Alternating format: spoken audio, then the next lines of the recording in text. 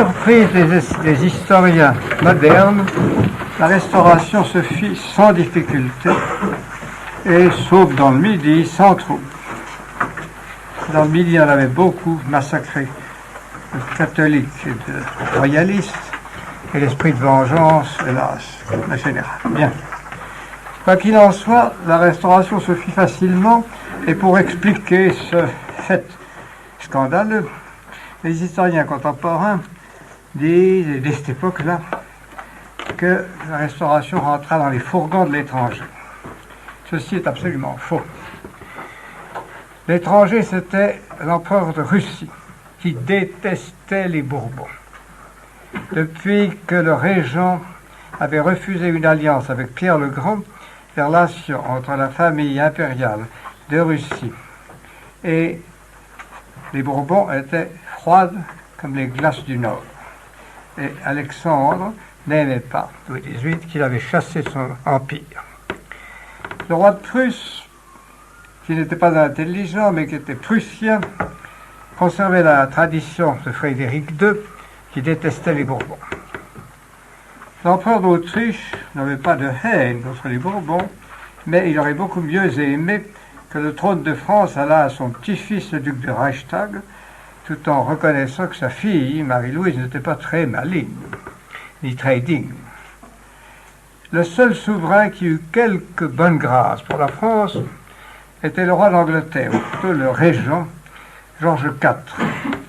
Georges IV était un homme curieux, mais qui avait l'esprit chevaleresque, qui avait été très impressionné par la dignité des prêtres et des évêques français en Angleterre, qui avait reçu avec beaucoup de bonté les nobles français réfugiés, qui en somme, lui, pas son gouvernement, était favorable, ainsi que le duc de Wellington qui commandait l'armée anglaise.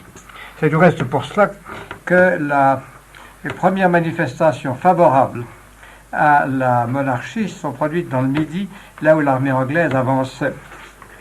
Naturellement, ce qui a grandement facilité la restauration, ça a d'abord été le ralliement des pourris.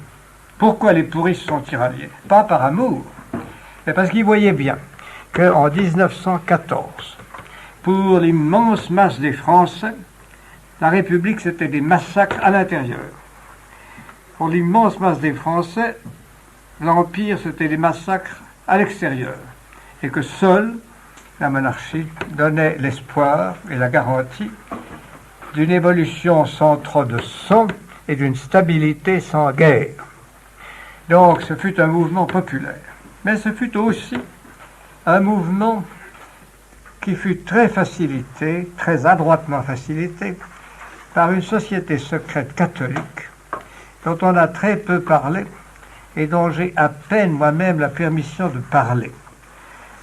Cette société secrète avait été fondée par Anne Ferdinand Louis de Berthier de Sauvigny, qui était le 9e fils de l'intendant assassiné le 14 juillet 89. Il était né en 1782.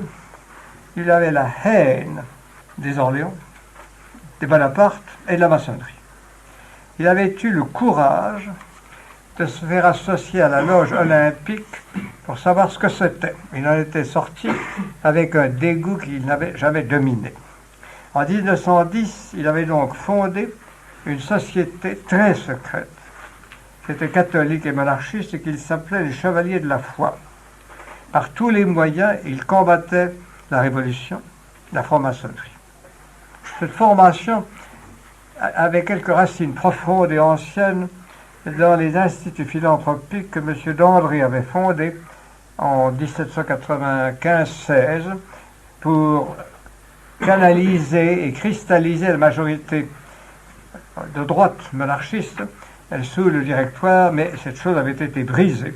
Alors l'abbé M. de Berthier travaillait avec le plus grand secret et il réussit ainsi d'abord à lutter pour le Saint-Père au moment de la crise et ensuite à créer toute une série de filiales monarchiques, surtout dans le sud-ouest. Sa société avait des ramifications hors de France, en Espagne et au Piémont, et aussi elle était constituée un peu comme la maçonnerie. Il y avait des associés de charité, des écuyers et des chevaliers. Et ils en connaissaient les uns aux autres en s'appelant frères, en s'appelant amis. Il y avait les groupes étaient des bannières, il y avait des conseils de bannières, puis il y avait un conseil supérieur de 9 membres. Et le grand maître était le comte Mathieu de Montmorency. L'ordre avait pour objectif de lutter pour le catholicisme et aussi de lutter pour la monarchie. Le travail qu'ils firent fut considérable. Et à partir de 1914, Louis XVIII essaya de se servir d'eux. C'est eux, en effet, qui très adroitement préparèrent l'entrée de représentants de Louis XVIII à Toulouse, où il fut accueilli avec transport, à Bordeaux, où il fut accueilli avec transport, ce qui permit au roi d'Angleterre et à Wellington de dire aux autres souverains, aucun doute, la France veut les Bourbons. En même temps, ce furent eux qui organisèrent une grande cavalcade dans Paris, au moment où les Alliés entraient dans Paris, pour leur montrer le drapeau blanc qu'ils n'avaient plus vu et pour faire acclamer par la foule le drapeau blanc. Donc, cette société, vous le voyez, a su agir au moment critique extrêmement bien et extrêmement intelligemment. Elle avait quelques ramifications avec la congrégation de Lyon et elle en avait aussi quelques-unes avec l'AA, car les prêtres de l'AA étaient en général ses aumôniers. Malheureusement, M. Montmorency était beaucoup plus zélé qu'il n'était intelligent. Et il perdit le contrôle de la société en 1826, et la société perdit à ce moment-là à peu près toute sa valeur spirituelle et par conséquent toute sa valeur humaine. Ceci dit, vous le voyez, il y a donc eu à ce moment-là une cristallisation royaliste et catholique qui a eu une importance énorme. Et le mouvement populaire portait vers la monarchie, à tel point que Napoléon manqua à être lynché quand il traversa le midi de la France, le sud-est.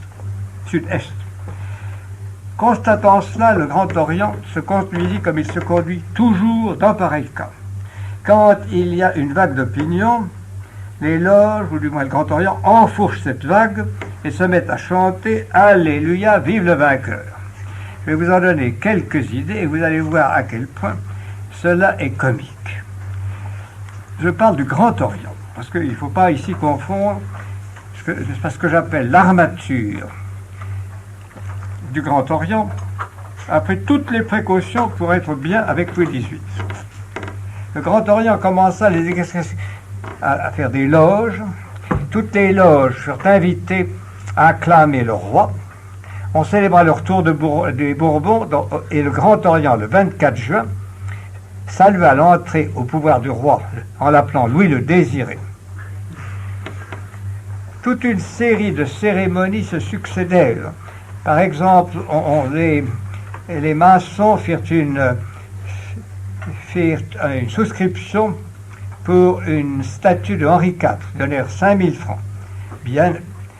Ensuite, ils firent chanter des cantiques qui célébraient le 1814. Ô jour fortuné, jour prospère, par tes rayons mystérieux, les vrais enfants de la lumière, tu viens enfin combler les vœux à notre roi, rendons hommage. C'est notre père, c'est un sage, autant chéri que respecté, que sa mémoire d'âge en âge vive dans la postérité. Voyez donc qu'ils en mettaient un coup, et pour vous montrer que ce coup était vraiment quelque chose d'impressionnant, voilà. Pour la première fois à Paris, le Grand Orient parada dans les rues en uniforme, 8 jours après l'entrée de Louis XVIII dans Paris, et ce fut en acclamant le roi. Quand Louis XVIII mourut, le 16 septembre 24, la pompe funèbre fut célébrée au Grand Orient avec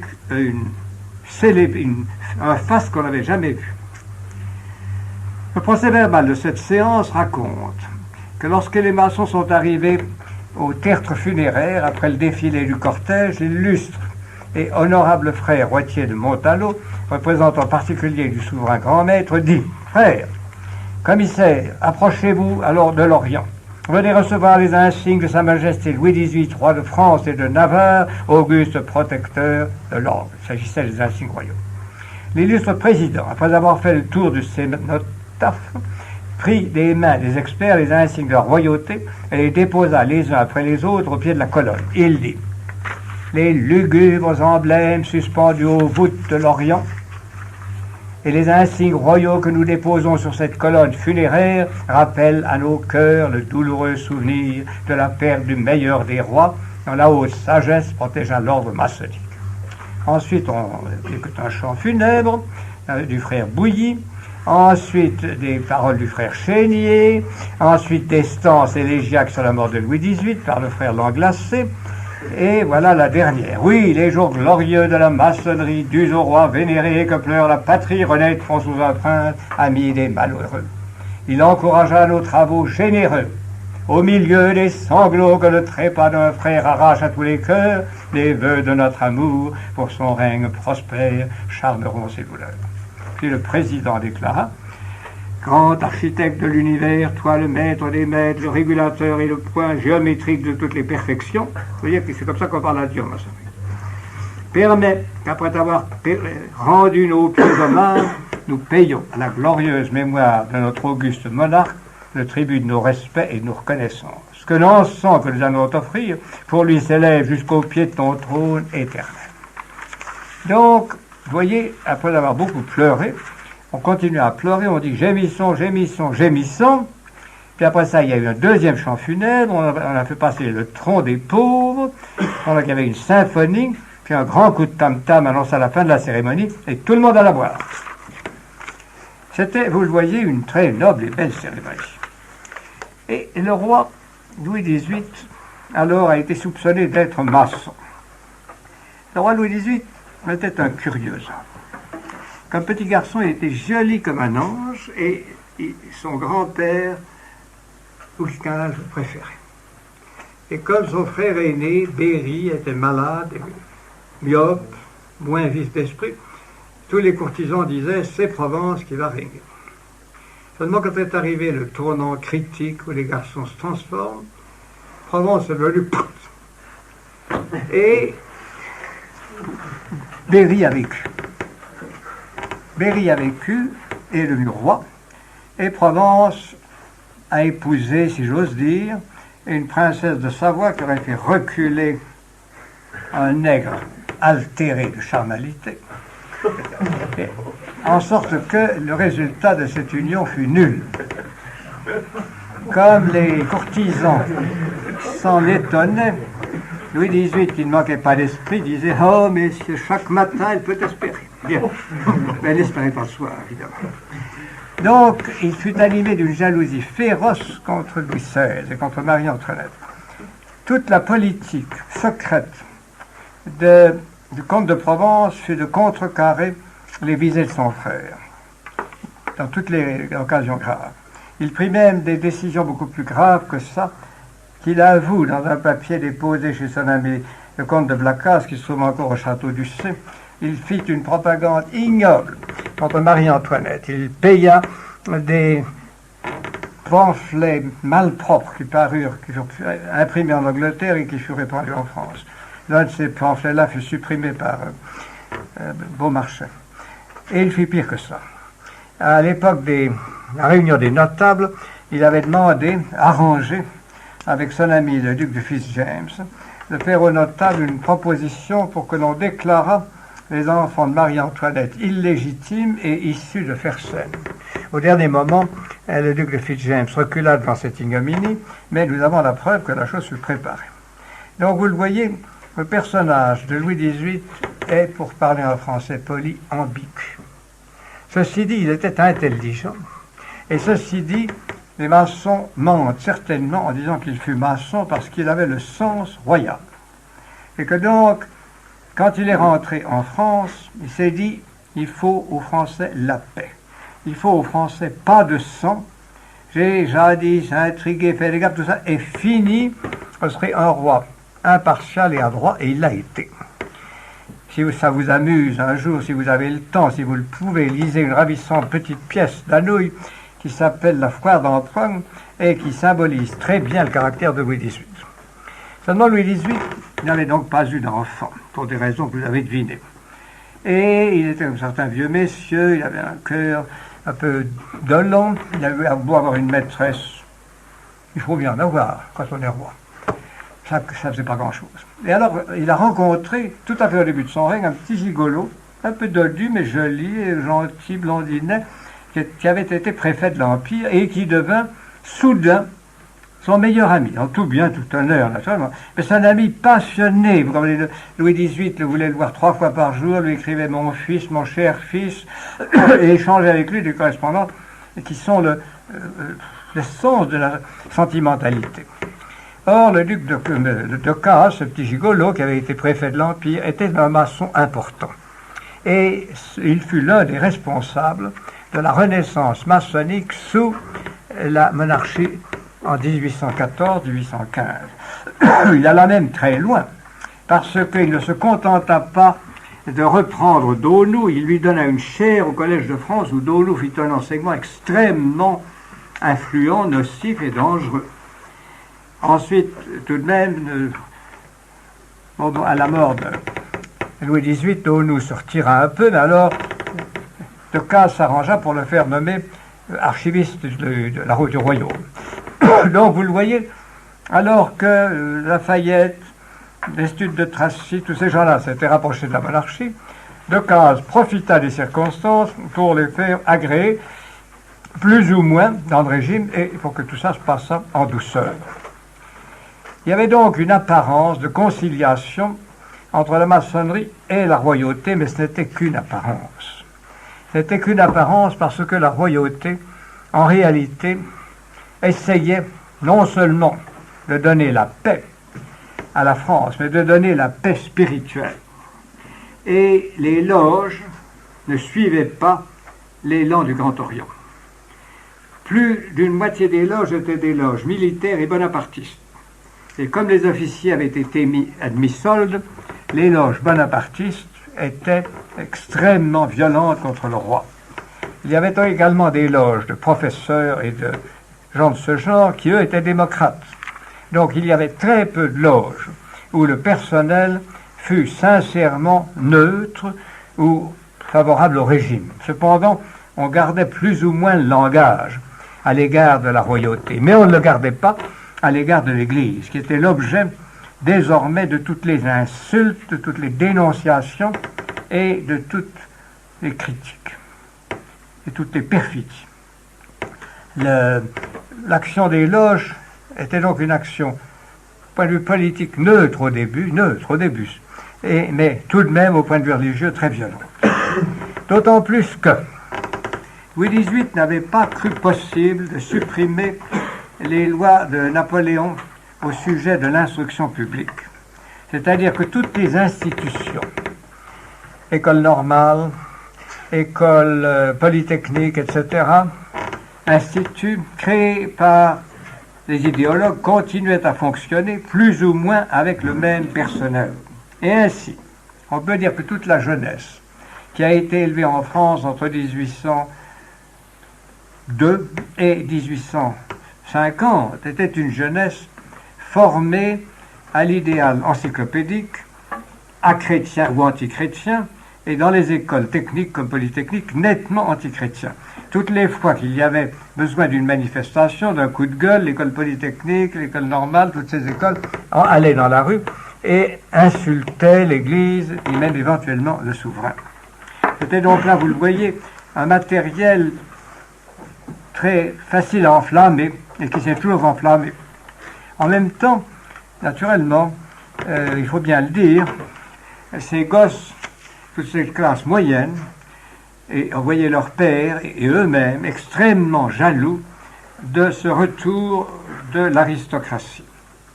Louis XVIII n'avait donné aucun privilège à la noblesse, mais tout de même, ces gens avaient souffert pour lui, ces gens avaient souffert, ces gens étaient son milieu, il avait recréé une cour, et cela suffisait à créer dans cette bourgeoisie jalouse, étroite et voltairienne, un sentiment très amer et très âcre, bien que ce soit surtout la religion qui les excita. Et puis, il faut l'avouer encore, comme dernier élément, la maçonnerie à ce moment-là était très violemment tirée par des troubles intérieurs dont je vais vous parler. Si vous voulez avoir une idée, si vous avez le temps, si un jour vous voulez, notez que le caractère de cette jeunesse a été très bien décrit par Stendhal dans le personnage de Julien Sorel du Rouge et du Noir. Ce mélange d'intelligence, de volonté, d'acceptation du régime et de haine de tous les principes du régime se retrouve dans ce livre, qui est un livre, un des meilleurs livres de Stendhal, avec la Chartreuse de Parme. Donc tout cela, voyez-vous, est très curieux. Je vous ai dit que la maçonnerie subissait une crise. Et cette crise était le résultat de la renaissance religieuse en France et de la renaissance de la spiritualité en Europe. Le roi Louis XVIII n'était pas excessivement pieux, il était voltairien. Mais comme Voltaire, il pensait que si on a des valets de chambre, il faut qu'il y ait une religion pour que les valets de chambre vous servent bien. Par conséquent, il faisait ce qu'il pouvait. Et il le faisait loyalement, parce qu'il était assez intelligent pour savoir que c'est un domaine où il faut agir loyalement. D'abord, ne pouvant pas museler l'université, il avait nommé l'abbé de Frayssinous comme grand maître de l'université. L'abbé de Frayssinous était intelligent, nuancé, souple. Il fit quelque chose, il ne put pas faire beaucoup. Ensuite, toutes les règles qui bridaient les petits séminaires et les grands séminaires furent supprimées. L'Église put se recruter. Et on peut dire, l'abbé de Berthier, dans son beau livre sur la restauration que je vous invite à lire quand vous aurez le temps, l'abbé de Berthier a prouvé que l'Église, qui était en somme stagnante depuis le début de l'Empire, a doublé ses effectifs et que de tous côtés sont nés des ordres nouveaux. C'est l'époque où le père Chaliapine crée les marianistes. C'est l'époque où l'admirable abbé de Clos-Rivière crée un autre ordre. C'est l'époque où le père Coudrin crée les pères de Picpus. C'est l'époque où des ordres de femmes se créent très nombreux et très saints. Donc, il y a eu vraiment là un mouvement profond et également un mouvement superficiel. C'est-à-dire qu'il y a eu des vocations fameuses, brillantes, étincelantes. Pour ne vous parler que les deux plus fameuses, je vous signalerai celle de celui qu'on appelait le bel abbé duc, qui était l'abbé duc de Rohan. L'abbé duc de Rohan se fait prêtre à ce moment-là, et il était le plus bel abbé, le plus beau duc de France, et dans tous les salons, il convertissait les dames rien qu'en les regardant. En même temps, beaucoup moins beau, mais très électrisant, était un petit monsieur venu de Nantes, qui était monsieur de Lamennais. Monsieur de Lamennais, à ce moment-là, s'était prêtre, et il avait la pure doctrine de Joseph de Maistre, ou de Mestre, qui était, si vous voulez, avec Bonald, l'apôtre de la Renaissance catholique et royaliste en France. Donc il y avait un mouvement d'ensemble, qui était un mouvement très puissant, et auquel il était très difficile de résister, parce que ce mouvement philosophique de Mestre et de Bonald, ce mouvement d'élan spirituel de ces bons prêtres et de ces jeunes gens généreux, était orchestré par toute une littérature. Monsieur de Chateaubriand était sans doute un menteur, mais les gens qui mentent disent souvent la vérité, vous savez, vous verrez ça dans la vie. Et il disait avec beaucoup d'éloquence des choses fausses qui étaient vraies au point de vue de la religion. Et il était l'homme le plus à la mode, et il était un grand chrétien quand il avait le temps de ne pas s'occuper de ses maîtresses. J'en fais tout de même, il les deux choses.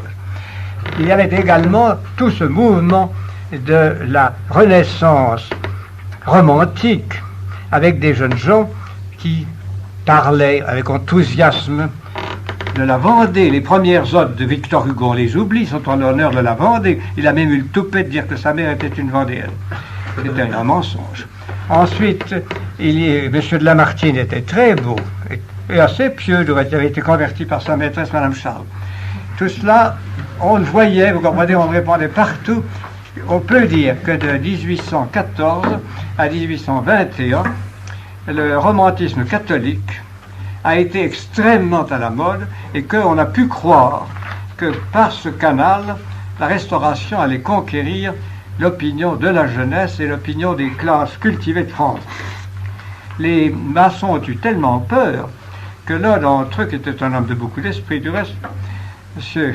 Henri Bell, qui se faisait appeler Stendhal, avait publié un petit pamphlet pour lutter contre, qu'il appelait il luttait contre ce qu'il appelait le romanticisme. Donc, j'ai voulu vous faire ce tableau beaucoup trop bref, mais pour que vous imaginiez la chaleur de tout cela. Et si vous aviez pu, mais je n'ai pas pu moi non plus, parce que je suis né un siècle et demi trop tard, aller prendre le thé chez Madame la Comtesse de Montcalm, la sœur du duc de Richelieu, le Premier ministre, vous auriez vu qu'il y avait là un ensemble de raffinement, d'élégance, de beauté, de générosité, qui était extrêmement frappant. Or, je vous ai déjà laissé entendre, ce mouvement spiritualiste était assez général. En Suisse, il y avait des sectes protestantes dévotes, chaleureuses. Benjamin Constant s'est même converti. Il y avait, puis, Alexandre de Russie se confessait à la baronne de Krüdener, qui avait été très jolie, qui était très laide, mais qui voyait des anges, qui causait avec eux et qui disait aux anges ce que voulait faire Alexandre et Alexandre ce que les anges voulaient qu'il fasse. Par conséquent, pendant quelque temps, eh bien, on peut dire, il y a eu une espèce de curieuse atmosphère. Et pour que les anges puissent communiquer avec Alexandre, on avait fait un trou entre deux maisons pour que Madame de Krüdener puisse toujours aller voir Alexandre. Et Alexandre, c'était en tout bien, tout honneur, elle était vieille et laide. Donc, c'était angélique. La maçonnerie n'a pas pu résister à cela. Et le mouvement s'est fait sentir à l'intérieur de la maçonnerie. Ce mouvement s'est fait sentir de différentes façons, puisque même un esprit aussi scientifique, aussi tourné vers le matérialisme qu'était Cabanis, sur la fin de sa vie, a complètement changé sa doctrine. À la fin de sa vie, Cabanis a fait un nouvel essai qui a été publié en 1824 et dans lequel il expliquait que la nature était une entité éternelle et intelligente et que c'était la nature qui créait l'ego de l'homme. Donc ce n'était plus, vous le voyez, simplement les sens venus du dehors. Et que cette création à l'intérieur de l'homme engendrait un ego qui était intelligent et immortel. Il prétendait que ces deux doctrines se rejoignaient, mais elles ne se rejoignaient pas du tout, car la seconde doctrine était une doctrine, je ne dirais pas spiritualiste, mais enfin une doctrine qui évoquait une sorte de présence d'une âme du monde, laquelle se manifestait chez les individus. Bien plus frappant que cela avait été la création incroyable de sectes maçonniques qui faisaient renaître les hauts grades. Les hauts grades étaient, si vous le voulez, à la fois une spéculation intellectuelle et une spéculation financière.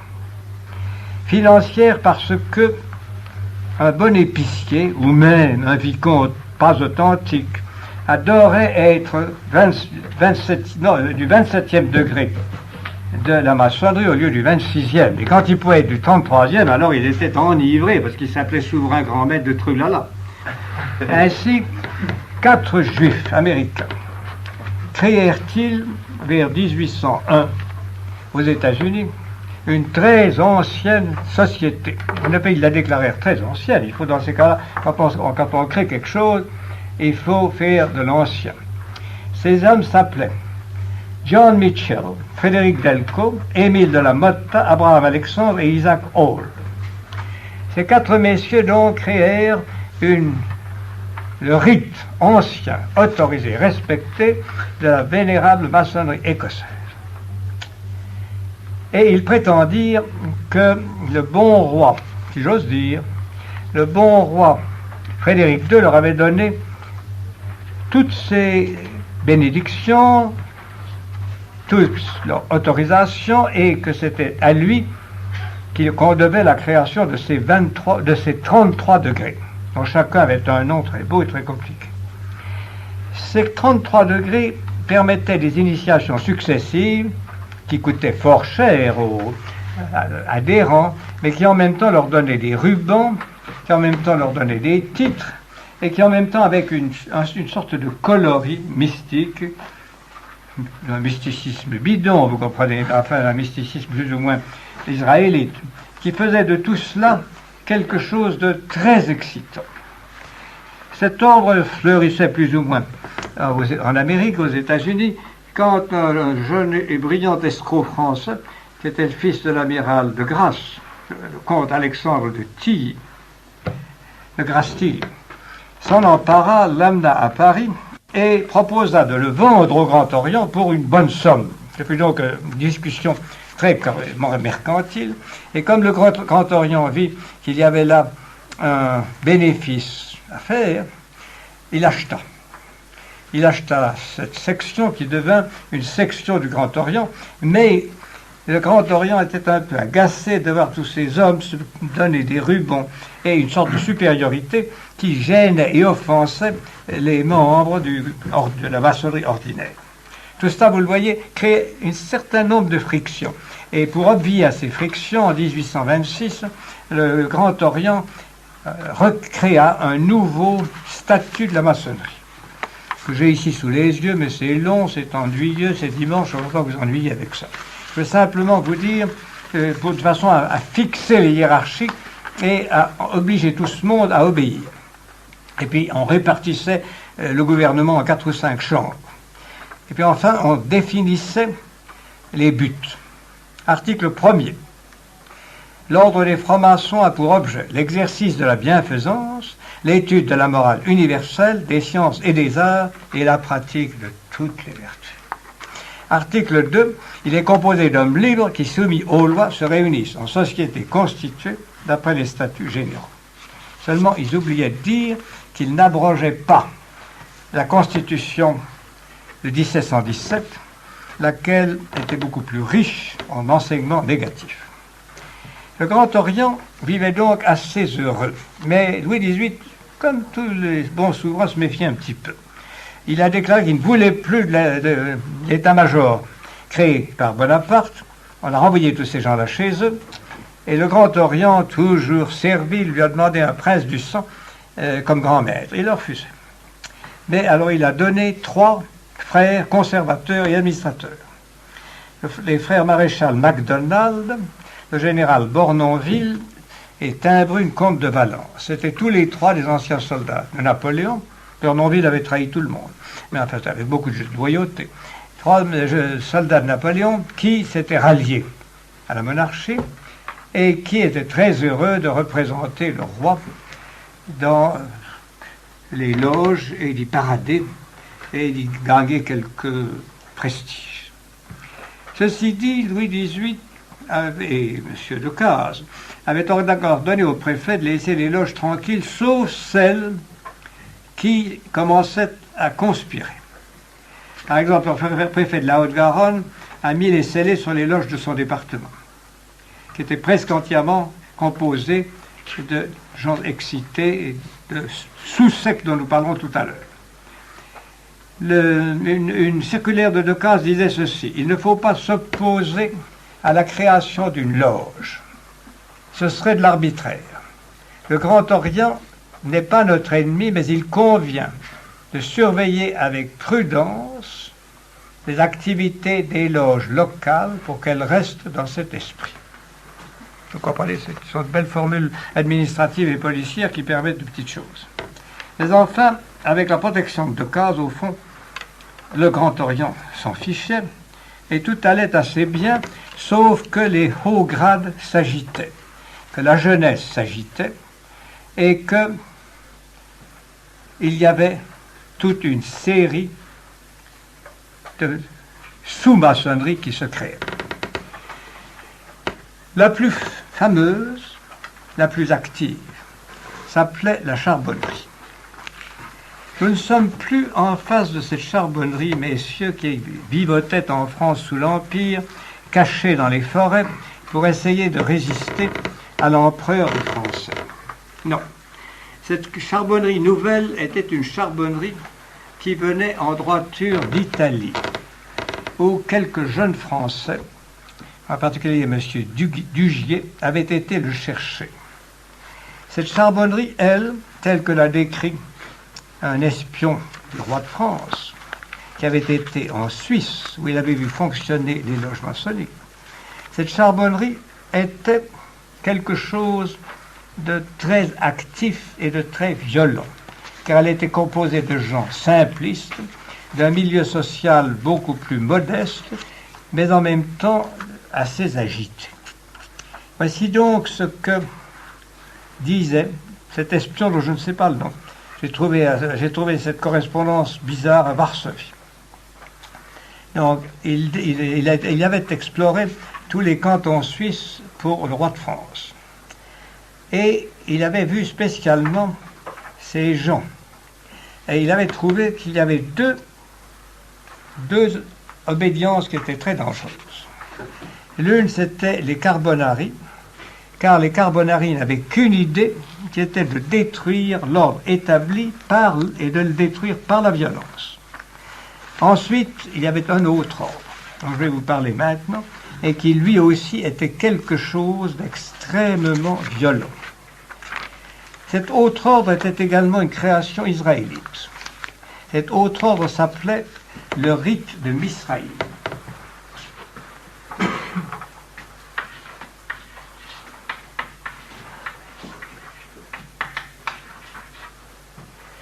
Le rite de Misraïm fut créé en France par 4 Israélites du Midi qui s'appelaient Bédarites. Et eux trouvèrent que c'était bien de faire de l'argent en créant des 33 degrés, mais qu'on pouvait tout de suite, pourquoi pas, en créer 90. Alors, ils créèrent 90 degrés et ils en firent de l'argent. Du reste, ils n'ont pas hésité à se créer une descendance vraiment illustre.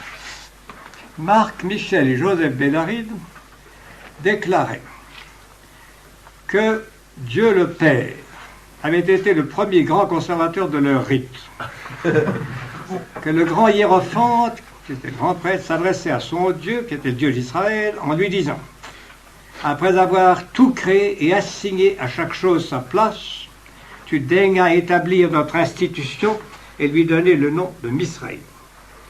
Notre pauvre cher ancêtre Adam, qui avait fait une grosse bêtise, mais ça ne fait rien, il avait tout de même fondé la première loge et il avait fait entrer ses 3 bébés. Mais naturellement, l'un d'entre eux, ensuite le Cain, ne s'est pas très bien conduit, et c'était un regret pour les gens de Misraïm, mais enfin il s'est repenti et il fut élu pour le conseil des grands conservateurs de l'ordre en l'an 250 avant Jésus-Christ. Ce rituel, vous le voyez, était d'une richesse et d'une précision excellente. Les loges de Misraïm recueillaient une population de petite bourgeoisie plus violente, plus dure et plus violemment anticléricale que les gens du Grand Orient. Et ils aimaient aussi l'argent et ils ont essayé de se vendre, comme c'était vendu le rite écossais. Seulement le Grand Orient a trouvé que c'était compromettant, que ça coûtait trop cher et il n'a pas marché. Donc le rite de Misraïm a été beaucoup moins bien vu et a été très surveillé par le pouvoir qui, malheureusement pour lui, ne l'a pas encore assez surveillé. Le pouvoir surveillait les Carbonari. Les Carbonari étaient organisés d'une façon très adroite. Ils avaient été importés en France et les groupes s'appelaient des ventes. Il n'y avait jamais plus de 20 personnes par vente. Dans chaque vente, il y avait un membre qui correspondait avec les ventes inférieures, celles qu'on avait créées, et un seul, pas le même, qui correspondait avec les supérieures. Ainsi, il était presque impossible pour la police de retrouver toute la hiérarchie. De plus, les Carbonari n'hésitaient pas à punir de mort les faux frères. Et ainsi, c'était un ordre qui avait un côté sanglant. Les Carbonari prirent une extension fantastique en France entre 1817 et 1821. Il semble qu'il y ait eu à un certain moment jusqu'à près de 300 000 carbonari répartis sur tout le territoire. Et comme le dit le rapport au roi de France, en Suisse comme en France, leur désir était de détruire l'ordre établi par le massacre. Pour commencer, ils voulurent se faire la main, et en 1919, ils essayèrent de s'emparer de Belfort. Et alors là, c'est assez intéressant, parce que on voit que le Grand Orient et les chefs du Grand Orient avaient laissé l'élite de leurs membres entrer dans la charbonnerie.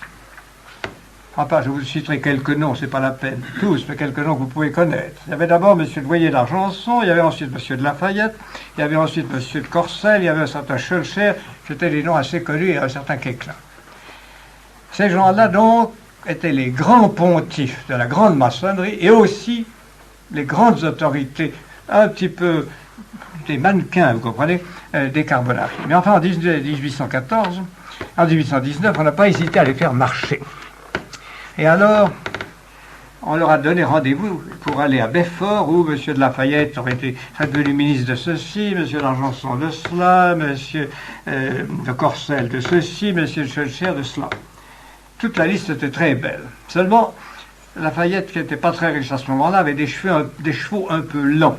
Et quand il est arrivé auprès de Belfort, la conspiration avait été découverte, tout le monde était arrêté et tout le monde était en prison. Alors, il a tourné court, il est rentré à Paris, ou pas plutôt pas tout à fait à Paris, et le roi, qui trouvait ça ridicule, il n'en a pas vu. Seulement 2 ans après, un certain général Berton a voulu refaire cette chose dans l'ouest de la France. Et cette fois, la police, qui est quelquefois à droite, avait tellement bien noyauté les loges que Berton s'est aperçu au dernier moment qu'il lui manquait un uniforme. Et en allant chercher son uniforme, s'est fait arrêter. S'est fait emprisonner, juger et fusiller, ainsi qu'un autre colonel. L'exécution, après ce complot, et après le complot des 4 sergents de La Rochelle, a été sanglante. Et les charbonniers, soudain, ont fait un flouk. Donc, la restauration, après 1822, a eu un peu de calme. D'autant plus que l'assassinat du duc de Berry par un homme qu'on a fait passer pour fou, mais qui était sans doute du rite de Misraïm, le bourrelier Louvel, a jeté dans une indignation générale en France. Et dans ces conditions, la maçonnerie s'est une fois de plus terrée. On a célébré les obsèques du duc de Berry. On a pleuré le duc de Berry, on a blâmé ses assassins, etc., etc. Et ça a donné, pendant quelque temps, une majorité monarchiste à la Chambre, qui a permis à M. de Villèle de gouverner quelque temps. Seulement, il se produisait un phénomène très dangereux, un double phénomène très dangereux pour la monarchie. Ceci est en marge de la maçonnerie tout en faisant partie. Tâchez de comprendre exactement ce que je vais dire. C'est assez subtil. La maçonnerie était composée de bourgeois des villes, de gens auxquels la Restauration avait permis de s'enrichir, mais qui voulaient s'enrichir davantage. Or, le gouvernement de Louis XVIII, comme celui de Charles X, comme celui de Louis XVI, s'appuyait essentiellement sur les campagnes où l'Église faisait beaucoup de progrès. L'Église avait à ce moment-là organisé des missions, l'Église avait réveillé vraiment le catholicisme dans toutes sortes de régions où il était mort, et en même temps les jésuites avaient fondé des collèges à droite et à gauche. Tout cela donnait donc à la fois une renaissance religieuse et une renaissance de la vie rurale. C'est contre cette double renaissance que la maçonnerie s'est soulevée, parce qu'elle savait bien qu'elle n'avait pas de prise sur les foules rurales, et elle savait bien aussi que si elle voulait trouver de l'argent, il fallait recommencer le coup de 1789 et enrôler les financiers contre la monarchie en leur disant qu'après cela, l'exploitation de la France, les facilités données à l'industrie, l'abandon graduel de la protection des campagnes qui est le grand fait en France du 19e siècle, tout cela serait beaucoup plus facile. Voilà donc le premier fait, vous voyez, subtil, qui est à la fois social et maçonnique. Car la clientèle maçonnique, donc, était irritée contre la façon de gouverner de M. de Villèle pour son côté catholique et son côté rural. Deuxième difficulté.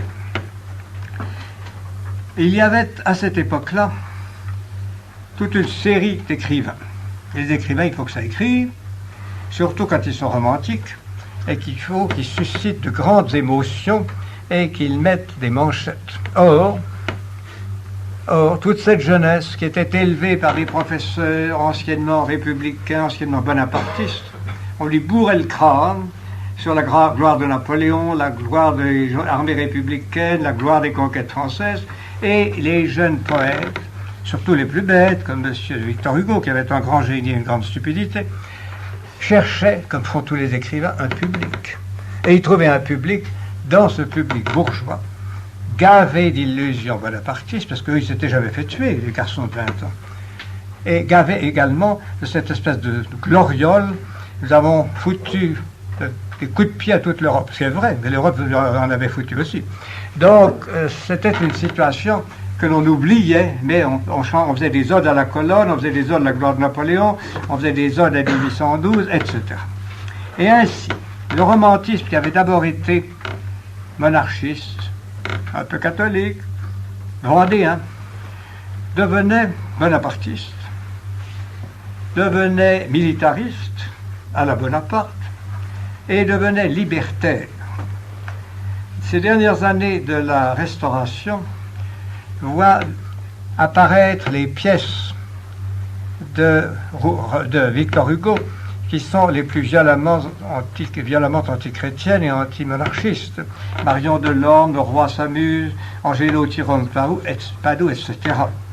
C'est également le moment où la jeunesse libérale met des gilets rouges et acclame tous les grands chefs libéraux de la Chambre.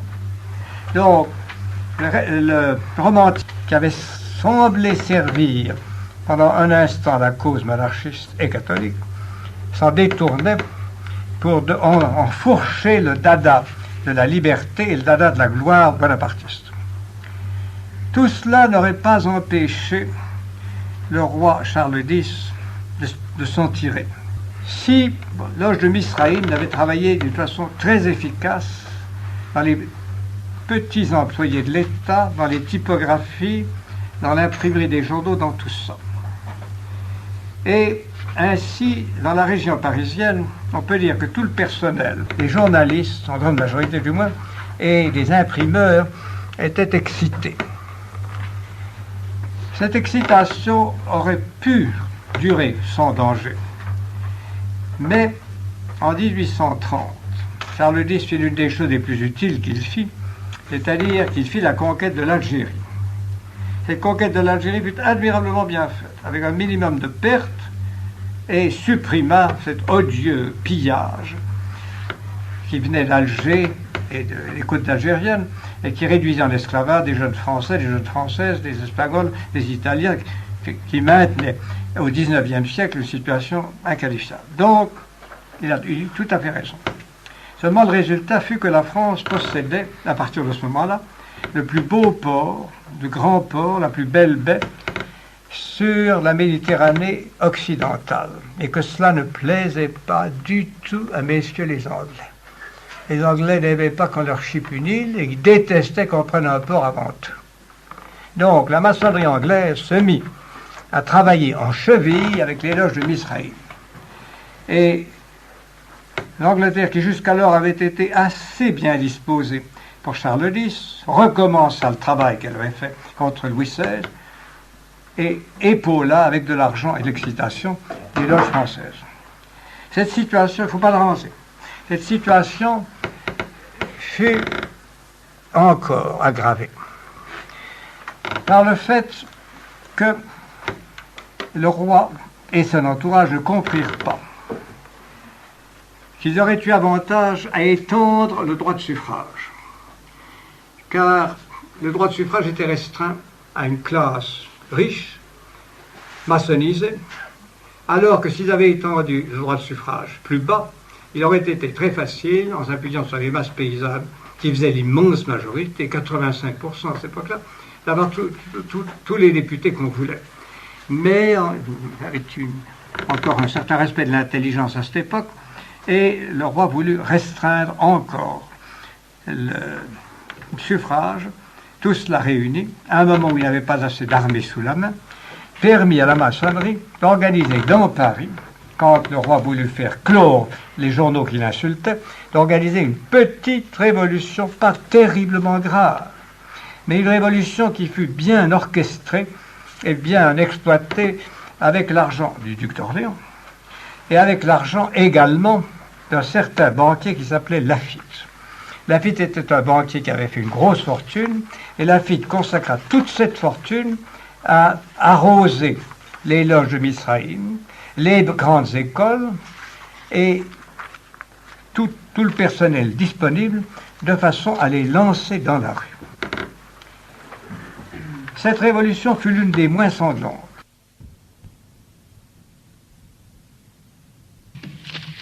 Avez-vous quelque chose à me demander?